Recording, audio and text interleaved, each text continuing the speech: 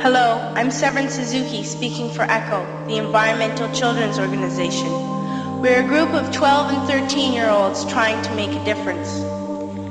Vanessa Setti, Morgan Geisler, Michelle Quigg, and me.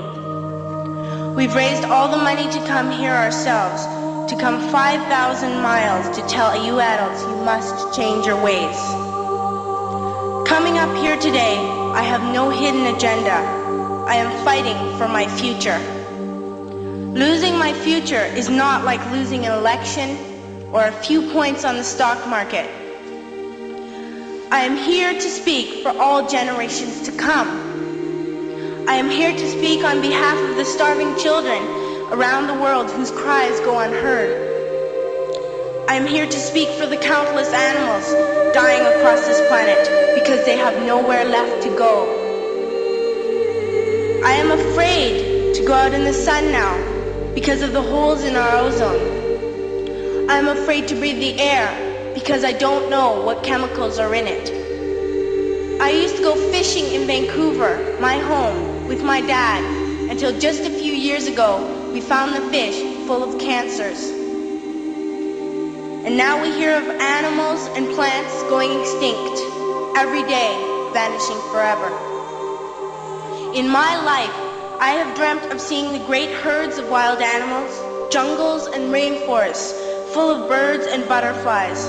But now I wonder if they will even exist for my children to see.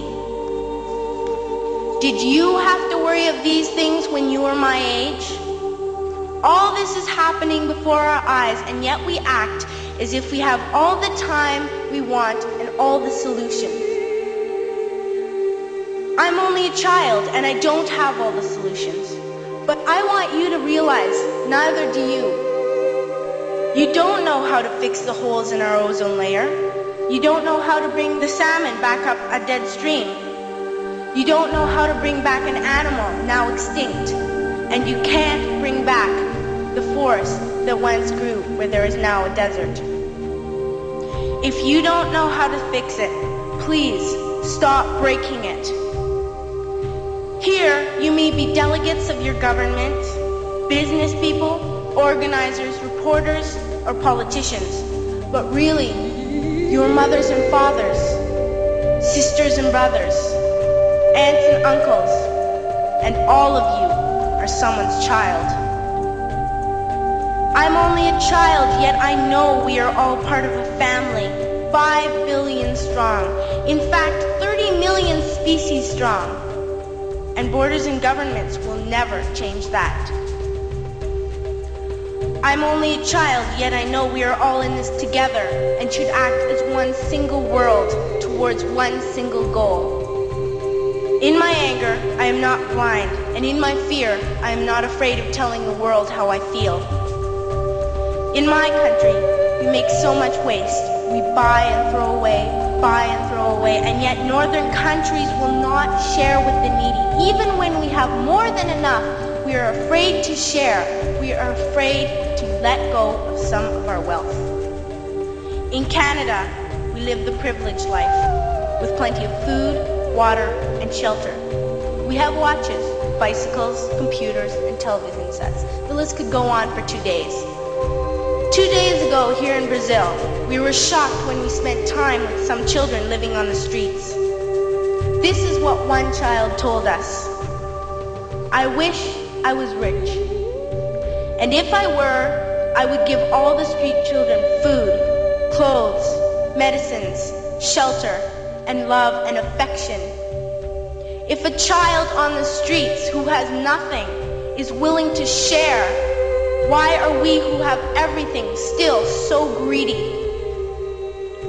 I can't stop thinking that these are children my own age, that it makes a tremendous difference where you are born.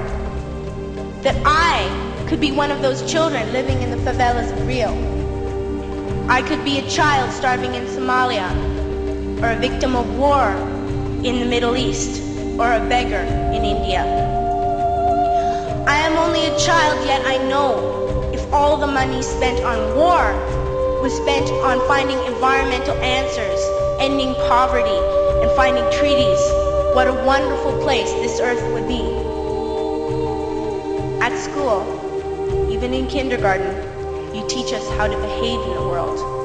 You teach us not to fight with others, to work things out, to respect others, to clean up our mess, not to hurt other creatures, to share, not be greedy. Then why do you go out and do the things you tell us not to do?